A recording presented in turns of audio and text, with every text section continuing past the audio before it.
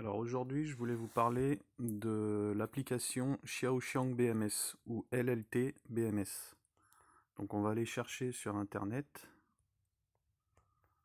Alors on voit qu'elle est déjà dans mes applications, hein.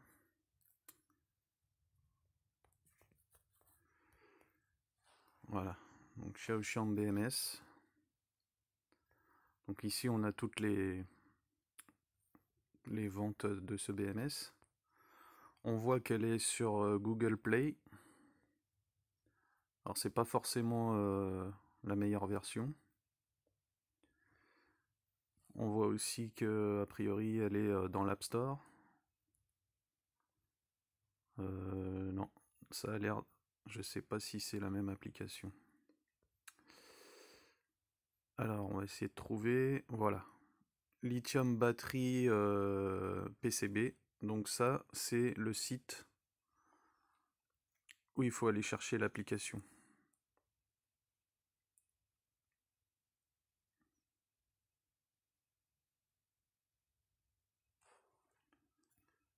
Ouais, je suis en Wi-Fi, on va désactiver. Voilà. Donc ici, vous avez l'application pour Windows et aussi pour un PC. Vous avez aussi l'application pour mettre sur un smartphone. Je pense même que vous avez l'application donc pour Android et pour Apple. Bon, tout est marqué ici en anglais. Il suffit de télécharger. Vous avez aussi des drivers pour l'ordinateur et compagnie.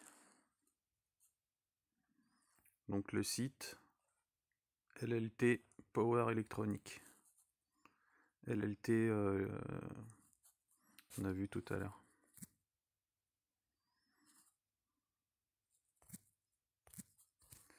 Alors l'application avec le petit éléphant jaune, c'est celle-ci.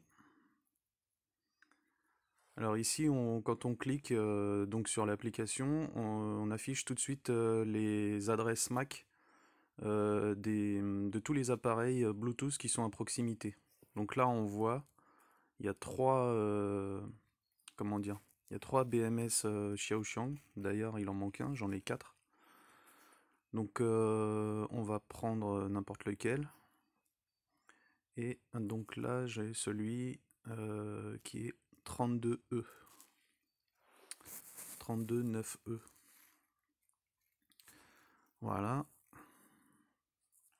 Donc là, c'est la page d'accueil du BMS. On voit le pourcentage de charge de la batterie. La température qui est interne au BMS. En bas, on a un petit récapitulatif rapide. Donc la tension totale, le voltage mini-maxi. Ensuite, il y a des données GPS qui s'affichent quand on active le GPS. On a un cadenas ici au milieu, donc on peut bloquer ou débloquer en cliquant dessus, ou alors afficher la vitesse en km/h du GPS interne au BMS. En haut, les petits traits en haut à gauche, ça nous affiche le menu. Donc dashboard, c'est ce qu'on a là. Battery state, donc c'est l'état de la batterie. Donc ça, c'est ce qu'on se sert le plus souvent pour aller voir l'état général de la batterie.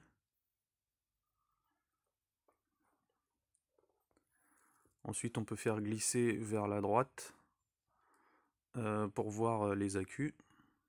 Donc là, on voit qu'il y a un déséquilibre quand même entre 3,804 le plus chargé et 3,793 le plus déchargé, 792, 793.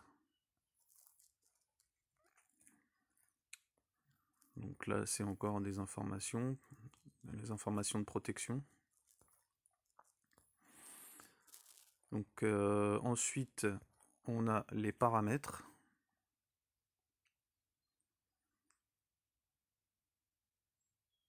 Donc ça, c'est la visualisation des paramètres. Donc c'est un petit peu long. Voilà. Donc là, c'est les réglages qui sont entrés dans le BMS, mais on ne peut pas les modifier.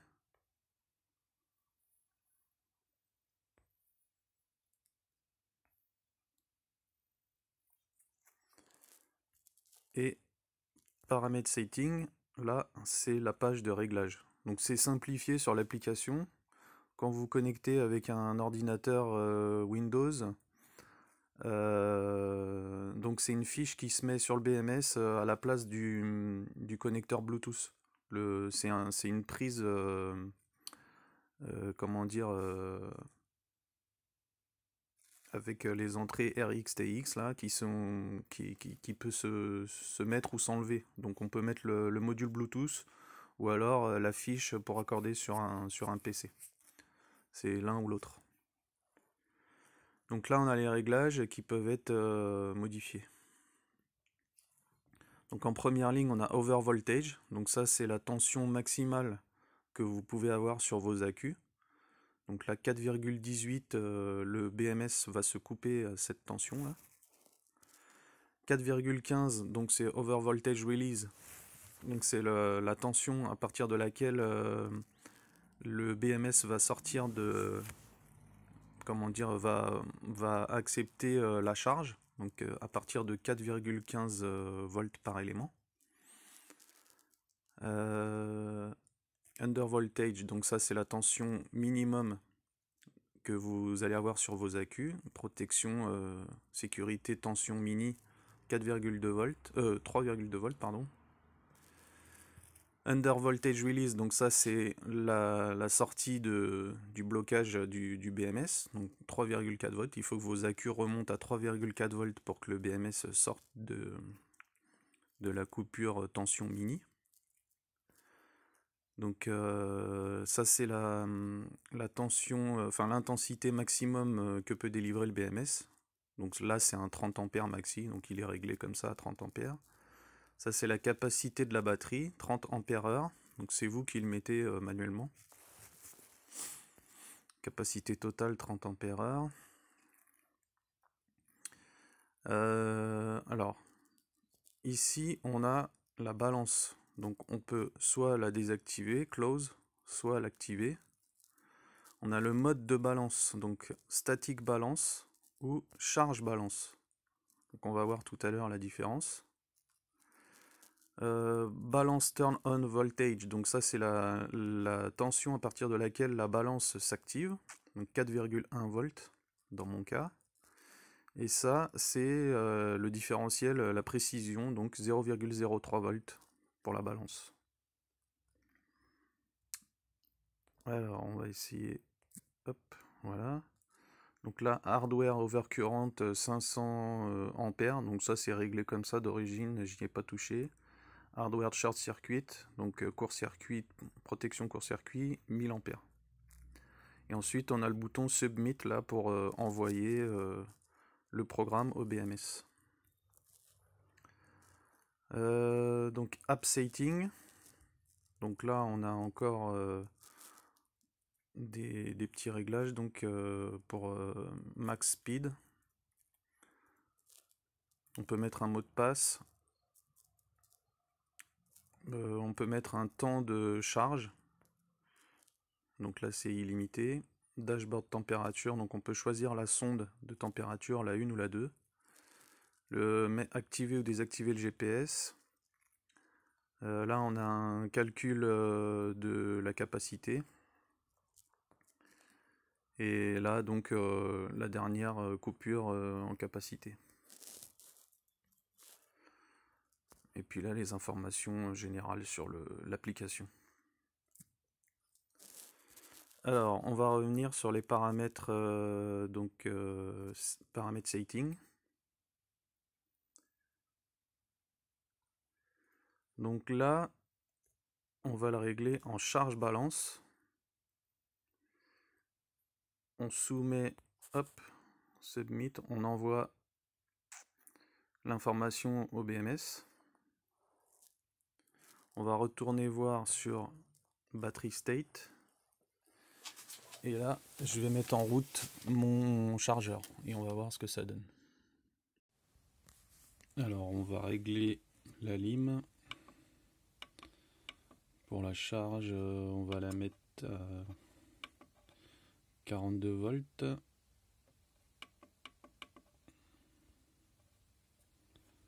Ouais, même la... ouais, 42 volts, c'est bon. On va laisser comme ça. Je vais brancher la batterie.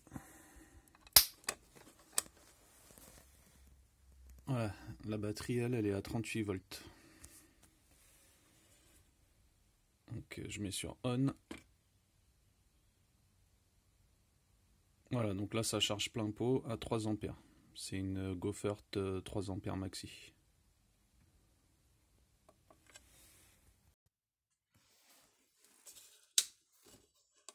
Voilà. Donc là il est en charge. Ici on voit pas de différence pour l'instant. Si on va sur le dashboard, on voit 2,3 ampères pour la charge.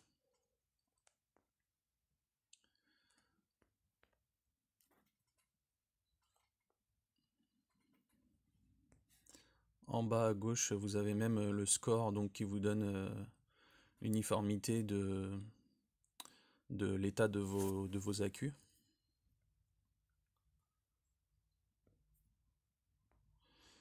Et ici, donc on peut avoir un petit, comment dire, un petit récapitulatif de ce qui s'est passé sur votre BMS.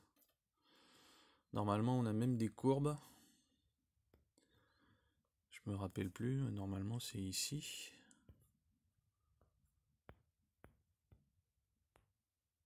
Bon là, ça s'affiche pas. Ça fait longtemps que je m'en suis pas servi. Normalement, on voit des courbes, les courbes de la tension des accus.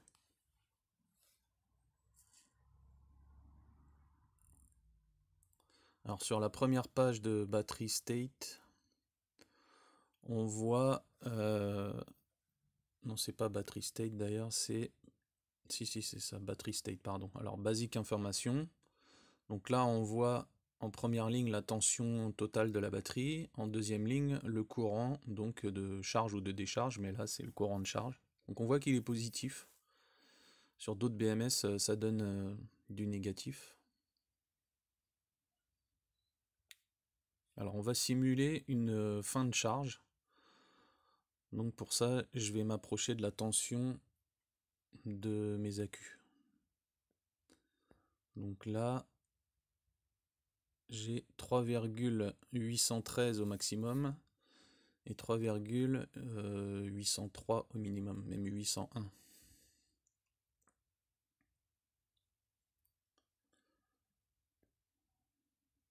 Je me suis trompé évidemment.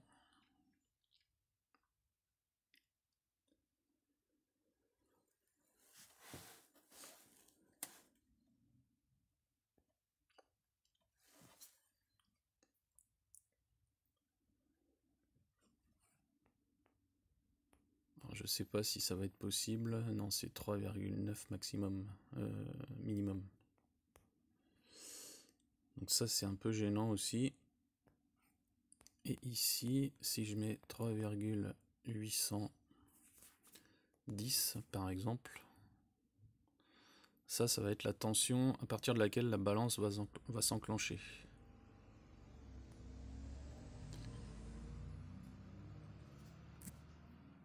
Là, je soumets. On va voir ce que ça donne sur Battery State.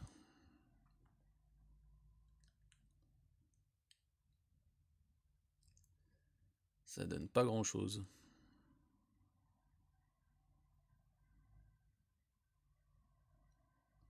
J'ai qu'un seul accu qui dépasse, non j'en ai deux. 3,810. Normalement il devrait balancer.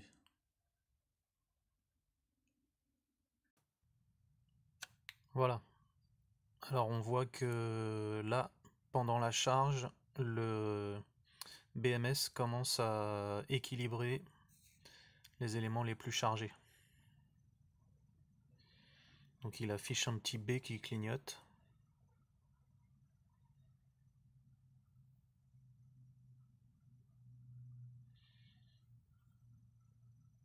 Alors maintenant on va essayer de faire une balance statique. Donc pour ça je vais couper mon chargeur. Donc là déjà on voit que quand le chargeur est coupé, la balance s'arrête. Donc paramètres viewer, c'est pas ça. Paramètres setting. Sur setting, cette fois-ci c'est bon. Et là donc charge balance, on va le passer en static balance. Donc il est réglé à 3,809 volts. On va essayer de voir si ça fonctionne. Paramètres donc battery state. Donc là le plus haut il est à 3,809. Donc ça va pas. On va essayer de le mettre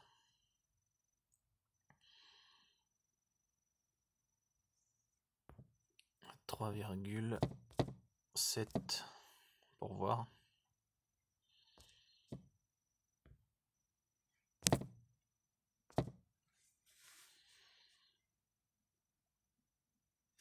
Hop, alors qu'est-ce que ça donne?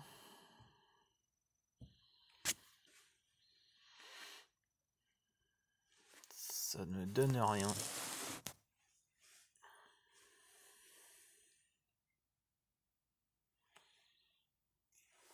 Je vais peut-être débrancher carrément le chargeur.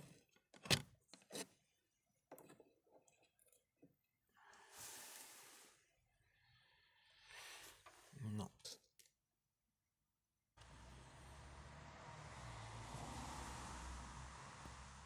Si je le mets à 3,6.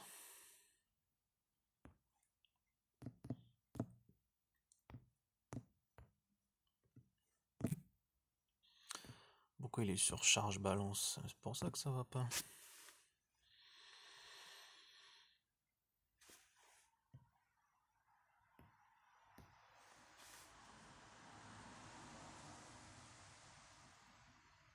Ça y est.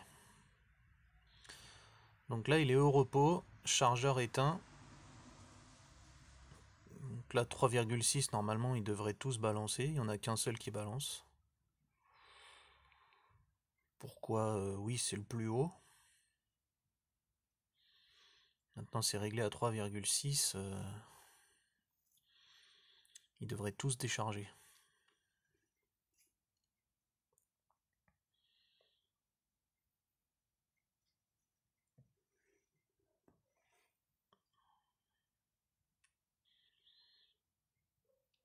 Static balance 3,6 volts. Bon.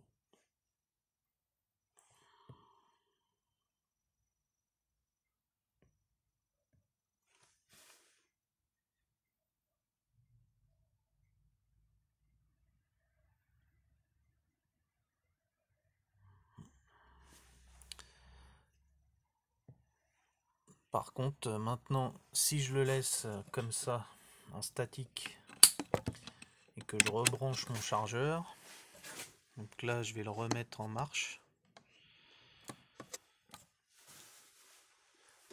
Voilà, là, je l'ai activé. On voit que, donc là, maintenant, il va charger. Par contre, il n'y a plus d'équilibrage. Si je coupe le chargeur, hop, il se remet à équilibrer.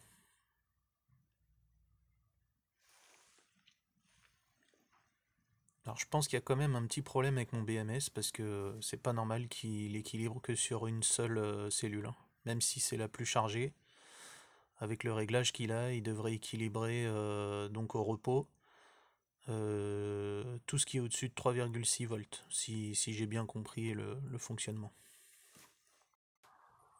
Alors je viens de comprendre mon erreur sur les réglages du BMS. Donc en fait c'est la précision ici en bas de la balance. Je l'avais réglé à 0,01 ou 0,03, je sais plus. Donc en fait c'est 0,001 puisque mes accus sont quand même relativement bien équilibrés. Donc ici je vais mettre 3,6 comme tout à l'heure. Ici 3, non, je vais le laisser comme ça, 3,15, de toute façon ça n'a pas d'importance. Donc static balance, open. Là on soumet au BMS. Voilà. Et là, normalement, ça doit balancer sur... Voilà. Tous ceux qui sont... Normalement, ça va passer d'un côté à l'autre sur les accus les plus chargés. Voilà. Donc là, la balance se fait correctement. Donc c'était juste un problème de réglage, c'est moi qui n'ai pas fait ça correctement. Donc je vais le désactiver. Close. Charge. Ici, je vais le remettre 4,1 comme il était. Je soumets. Voilà. Donc là, la balance s'arrête.